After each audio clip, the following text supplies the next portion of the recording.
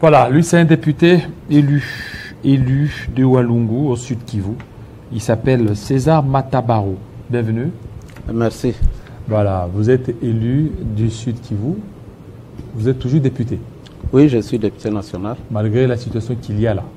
Malgré la situation, je suis député. Maintenant, et si je suis ici, effectivement, c'est pour ça. Qu'est-ce que maintenant vous faites pour vos élus qui sont à Walungu? Moi, je viens d'arriver à Kinshasa il n'y a pas longtemps, seulement la semaine prochaine, la semaine passée.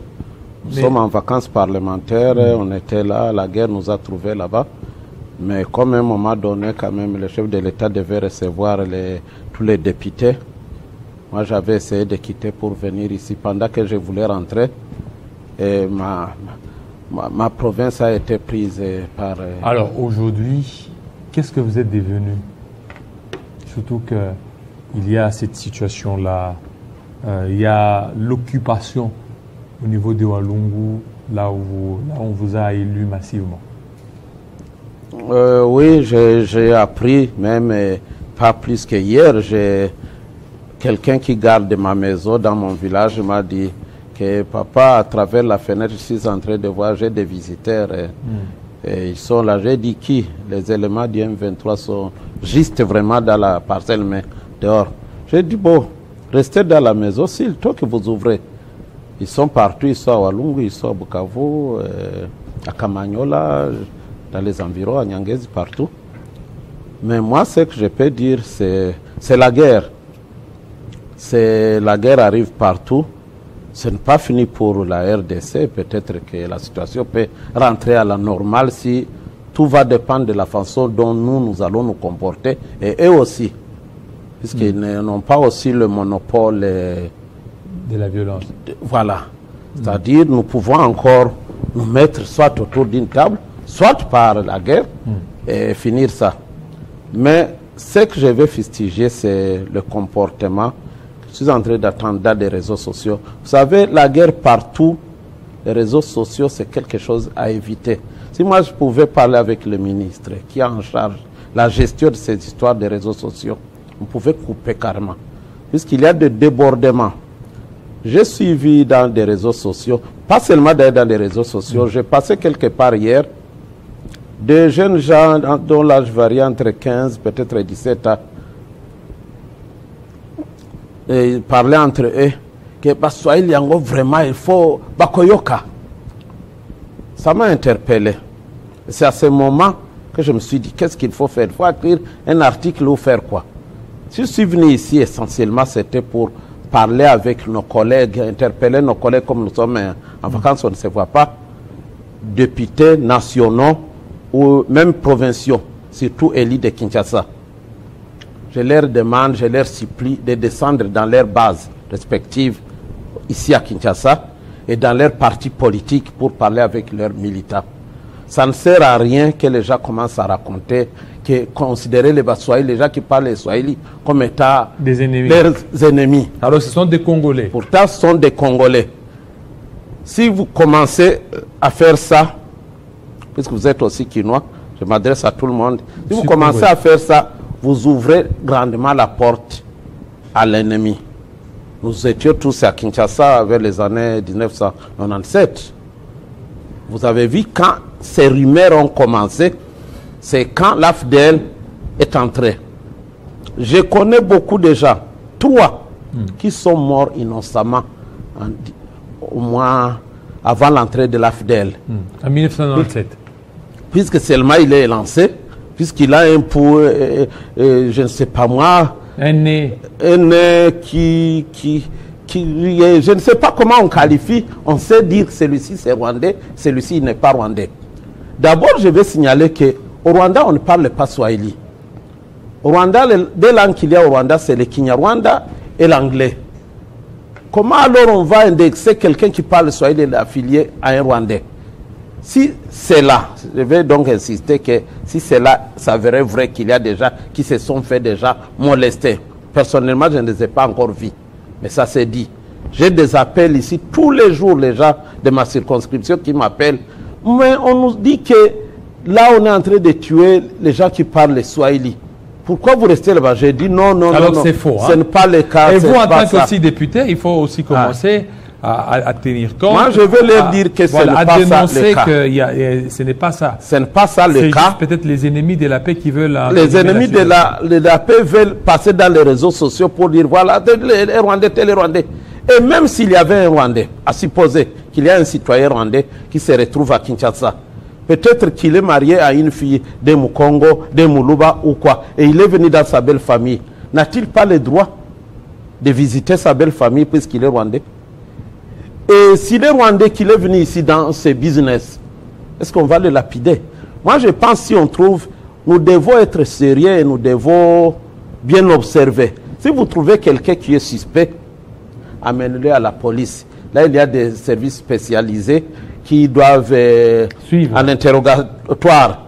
Il saura est-ce que celui-ci est infiltré ou non. Il y a des infiltrés congolais, il y a des infiltrés kassaïens, katangais, swahiliphones de l'Équateur. Ils sont là, dans l'armée et dans la politique. Pourquoi seulement on doit dire tel infiltré puisqu'il a un qui ne ressemble pas au nôtre? Donc ça, c'est ce que je voulais juste dire, que c'est un comportement à bannir. C'est ça. Alors maintenant, vous, en tant que député, qu'est-ce que vous faites? Aujourd'hui, la situation sécuritaire qui est là, après la session extraordinaire qui a été organisée, c'est quoi la suite? Au cours de cette session-là, c'était d'abord organisé sur demande du chef de l'État. Le président de l'Assemblée nous avait lu une correspondance qui venait du chef de l'État et on avait beaucoup réfléchi, on avait même créé des commissions, même je faisais partie d'une commission pour donner des pistes, des solutions proposées au chef de l'État. Nous l'avons fait. Et le chef de l'État, peut-être qu'il est en train de les appliquer, mais si lui, à son niveau, il fait quelque chose, il faut que la partie aussi, en face de lui, fasse aussi un pas. Je pense, moi, j'ai confiance qu'on va arriver à un schéma. Oui, je dis après cette session extraordinaire. Pourquoi? C'est quoi une autre démarche que vous êtes en train d'entreprendre, certainement dans le sens toujours de mettre fin à... d'amener la paix. La démarche qu'on peut faire, qu'est-ce qu'on va faire? Est-ce qu'on va se déplacer ici, aller vers le M23, aller vers le Rwanda, aller vers l'agresseur pour... Non, on ne peut pas le faire. Vous avez vu les prêtres, ils l'ont fait. Oui. Mais comment ils sont traités? Moi, si je prends mon avion aujourd'hui, je dis, d'ailleurs, je vais aller comment? La démarche que je dois faire, je dois la faire à partir d'ici. Alors maintenant, le chef de l'État a demandé... Je vous dis même, j'ai même fait une correspondance au chef de l'État. Moi, comme député national élu, le peuple m'a dit, est-ce que vous ne pouvez pas parler à ceci? J'ai fait même une correspondance au chef de l'État, où moi aussi j'ai dit, en dehors de ce que nous avons dit, fait au niveau de l'Assemblée, j'ai détaillé tous les autres éléments. Alors, le chef de l'État a demandé ce qui est la réduction des trains de vie des institutions. Mais il me semble que les députés nationaux avaient refusé.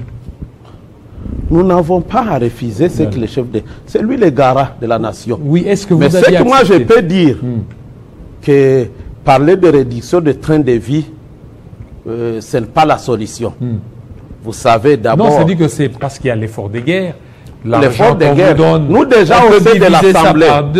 Nous déjà au sein de l'Assemblée, avec le président de l'Assemblée, l'honorable professeur Vital Kamerhe, il nous avait déjà proposé, nous comme bureau, nous allons nous concerter, ce qu'il disait.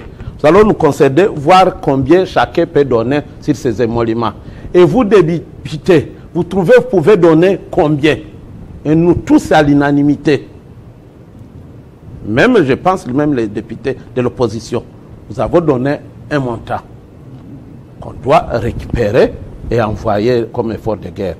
Dire réduction des trains de vie, moi, je ne pense pas que oui, par rapport à vos émoluments, si on peut retrancher, diviser par deux pour l'effort de guerre.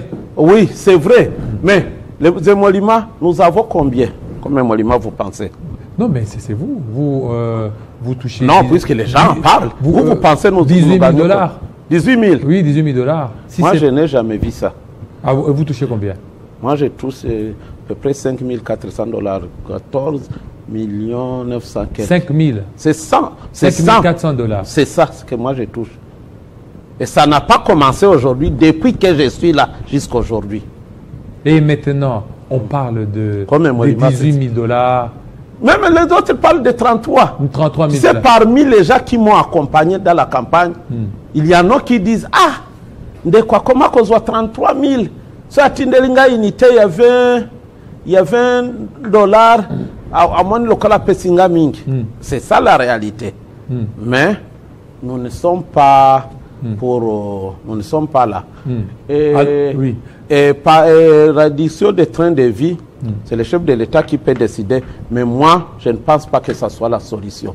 Il y a plusieurs façons d'avoir l'argent dans ces pays pour faire l'effort de guerre que tomber dans... Ça peut être même une proposition des gens qui aiment le voir faire une erreur de dire que les acquis, vous voyez le principe des acquis en termes salarial, les acquis, quand on a déjà les avantages acquis, les couper, ça crée des frustrations et ce n'est pas bon. Il faut que le ministre lui-même, ou le député lui-même, ou le mandataire lui-même sorte ce qu'il a à donner, sans pour autant viser. Voilà, très de vie qu'on peut réduire peut-être le voyage, quoi, des choses comme ça. Voilà. Alors, revenons à notre thématique par rapport à des stigmatisations. Et vous, en tant que député national, élu de Walungu au niveau du Sud Kivu, est-ce que vous aviez mené aussi certaines démarches parlementaires pour lutter contre cet état des choses?